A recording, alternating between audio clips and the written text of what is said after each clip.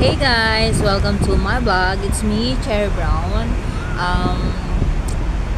Pag-uusapan natin ngayon yung mga rektang mga ginagawa ng mga OFW dito sa Hong Kong.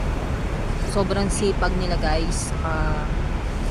Marami din ako nakilala na habang nagtatrabaho sila nagtatrabaho din sila sa labas.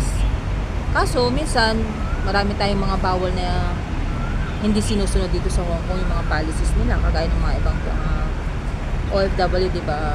May mga amo na bawal na mga magtinda, may mga amo na pwede silang magtinda, pero supposed to be mali yun. Kasi dapat pag pumirma ka ng kontrata is sa amo ka lang. Pero dahil sa ang dami-dami nating mga pangangailangan sa Pilipinas, ang dami-dami nating mga bagay-bagay na kailangan sa sarili natin, minsan nakakalimutan